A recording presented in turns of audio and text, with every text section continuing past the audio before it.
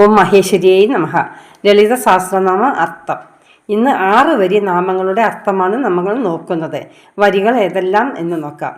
മഹാഗണേശ നിർമ്മിജ്ഞ വിഘ്നയന്ത്ര പ്രഹർഷിത ബണ്ഡാസുരേന്ദ്ര നിർമുക്ത ശസ്ത്ര പ്രത്യസ്ത്ര വർഷിണി കരാങ്കുരി നഗോൽപ്പന്ന നാരായണ ദശാകൃതി മഹാപാശുപതാസ്ത്രാഗ്നി നിർദഗ്ധാസുര സൈന്യക കാമേശ്വരാസ്ത്ര നിർദഗ്ധ സബണ്ഡാസുര ശൂന്യക ബ്രഹ്മോപേന്ദ്ര മഹേന്ദ്രാദി ദേവസംസ്തുത വൈഭവ ഹരനേത്രാഗ്നി സംതക്ത കാമസജ്ജീവൻ ഔഷധി ശ്രീമദ് വാഗ്ഭവ കൂടൈക സ്വരൂപ മുഖപങ്കജ കണ്ടത കടി പര്യന്ത മധ്യ കൂടൈക സ്വരൂപിണി ശക്തി കൂടൈക താപന്യ കട്ടിതോ ഭാഗധാരിണി മൂലമന്ത്രജ്ഞ മൂലകുടത്രയ കളേപര കുളാമൃതൈക രസിക കുള സങ്കേതപാലിനി. ഇത്രയും വരി നാമങ്ങളുടെ അർത്ഥമാണ് ഇന്ന് നമ്മൾ നോക്കാൻ പോകുന്നത്. ആദ്യം മഹാഗണേശ നിർമ്മിജ്ഞ വിഘ്നയന്ത്ര പ്രഹർഷിത. ബണ്ഡാസുരനാൽ നിർമ്മിക്കപ്പെട്ട ജയവിഘ്ന യന്ത്രത്തെ വിഘ്നേശ്വരൻ തകർത്തപ്പോൾ സന്തോഷിച്ചവളാണ് ദേവി. അതായത് ബണ്ഡാസുരനാൽ നിർമ്മിക്കപ്പെട്ട ജയങ്ങളുടെ വിഘ്നം ചെയ്യുന്ന യന്ത്രത്തെ വിഘ്നേശ്വരൻ തകർത്തപ്പോൾ അതിൽ സന്തോഷിച്ചവളാണ് ദേവി.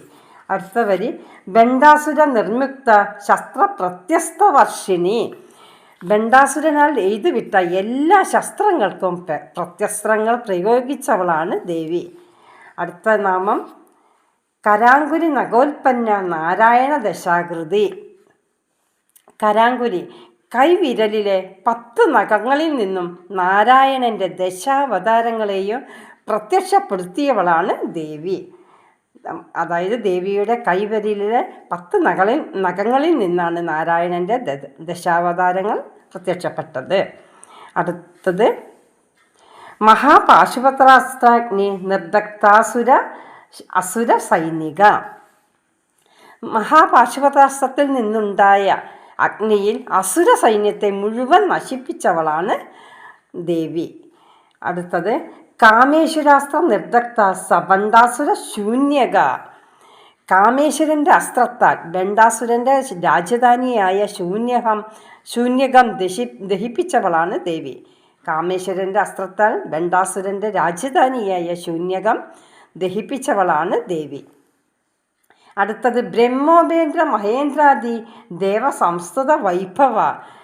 ബ്രഹ്മാവ് ഉപേന്ദ്രൻ വിഷ്ണു ഭഗവാൻ, മഹേന്ദ്രൻ മഹാദേവൻ. ബ്രഹ്മാവ് വിഷ്ണു മഹേശ്വരൻ തുടങ്ങിയ ദേവന്മാരാൽ സ്തുതിക്കപ്പെട്ടവളാണ് ദേവി. അതായത് ദേവി എല്ലാവർക്കും മുകളിലാണ് ദേവി എന്നർത്ഥം. അടുത്തത് ഹരനേത്രാഗ്നി സംതക്ത കാമസജ്ജീവൻ ഔഷധി. മഹാദേവൻ്റെ കണ്ണിൽ നിന്നും വന്ന അഗ്നിയിൽ ദഹിപ്പിച്ചു പോയ കാമദേവനെ പുനർജീവിപ്പിച്ച് മൃതസജ്ജീവനിയായവളാണ് ദേവി. മഹാദേവൻ്റെ കണ്ണിൽ നിന്നും വന്ന അഗ്നിയിൽ ദഹിപ്പിച്ചു പോയ കാമദേവനെ ഔഷധം നൽകി പുനർജീവിപ്പിച്ചവളാണ് ദേവി. അടുത്തത് ശ്രീമദ് വാഗ്ഭവ കൂടൈക സ്വരൂപ മുഖപങ്കജ. ഇവിടെ ദേവിയുടെ സൂക്ഷ്മ ദേഹവർണ്ണനയാണ്.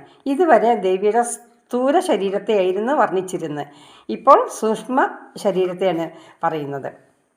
15 അക്ഷരങ്ങളുള്ള ഒരു പഞ്ചാക്ഷരി വിദ്യയുണ്ട്. അതിനെ 3 ഖണ്ഡങ്ങളാക്കി തിരിച്ചിട്ടുണ്ട്. അതിൽ ആദ്യത്തെ ഖണ്ഡത്തിൽ 5 അക്ഷരമുണ്ട്. ആ ഖണ്ഡമാണ് വാഗ്ഭവ കൂടം. അടുത്തത് 6 അക്ഷരം കൂടിയ മധ്യകൂടം. അടുത്തത് 6 അക്ഷരം കൂടിയ ശക്തികൂടം. ഇത് ആദ്യത്തെ വാഗ്ഭവ കൂടത്തിൽ 5 അക്ഷരങ്ങളാണ്. ആ വാഗ്ഭവ സ്വരൂപത്തെയാണ് ദേവിയുടെ മുഖപങ്കജത്തിനോട് ഉപമിച്ചത്. വാഗ്ഭവ കൂടത്തെ ദേവിയുടെ മുഖപങ്കജത്തോടാണ്, അങ്ങനത്തെ മുഖത്തോട് കൂടിയവളാണ് ദേവി എന്ന് ആണ് ഇവിടെ അർത്ഥമാക്കുന്നത്. അടുത്തത് കണ്ടാത് കടി പര്യന്ത മധ്യ കൂടൈക സ്വരൂപിണി. രണ്ടാമത്തെ 6 അക്ഷരങ്ങളുള്ള മധ്യകൂടമാണ്. കഴുത്തു മുതൽ അരക്കെട്ട് വരെയുള്ള ഭാഗമാണ് മധ്യകൂടം. അങ്ങനെ മധ്യകൂടത്തിൽ സ്വരൂപമായി ഉള്ളവളാണ് ദേവി. ദേവിയുടെ അരക്കെട്ട് മധ്യകൂടത്തിനെ അതുമായിട്ടാണ് ഉപമിച്ചിരിക്കുന്നത്. കഴുത്തു മുതൽ അരക്കെട്ട് വരെയുള്ള ഭാഗമാണ് മധ്യകൂടം. ആദ്യത്തെ വാഗ്ഭവകൂടം ആദ്യത്തെ 5 അക്ഷരം ഉൾക്കൊള്ളുന്ന, അടുത്ത 6 അക്ഷരം മധ്യകൂടം. അത് ദേവിയുടെ കഴുത്തു മുതൽ അരക്കെട്ട് വരെയാണ്. അടുത്തത് ശക്തികൂടം, 4 അക്ഷരം കൂടിയ ശക്തികൂടമാണ് അടുത്തത്. ശക്തികൂടൈക താപന്ന കഠിതോ ഭാഗധാരിണി. അതായത് അരക്കെട്ടിൽ നിന്നും പാദം വരെയുള്ള ഭാഗമാണ് ശക്തികൂടം. ഈ ശക്തികൂടത്തോട് ഐക്യം പ്രാപിച്ച ശരീരത്തോട് കൂടിയവളും ദേവി തന്നെയാണെന്നാണ് ഇവിടെ പറയുന്നത്. അടുത്തത് മൂലമന്ത്രാത്മിക എന്നാണ് അടുത്തത്. മൂലമന്ത്രമാകുന്ന ആത്മാവിനോട് കൂടിയവളും ഈ ദേവി തന്നെയാണ്. മൂലമന്ത്രത്തോട് കൂടിയവളും ദേവി തന്നെ. അടുത്തത് മൂലകൂടത്രയ കളേബര ശരീരം. മൂലകൂടത്ര കളേബരത്തോട് കൂടിയതും, അതായത് പഞ്ചദശാക്ഷരി മന്ത്രം തന്നെ മുഴുവൻ ദേവിയുടെ ശരീരമായവളാണ്. പഞ്ചാക്ഷരി മന്ത്രത്തെ ശരീരമാക്കിയവളാണ് ദേവി എന്നർത്ഥം വരുന്നു.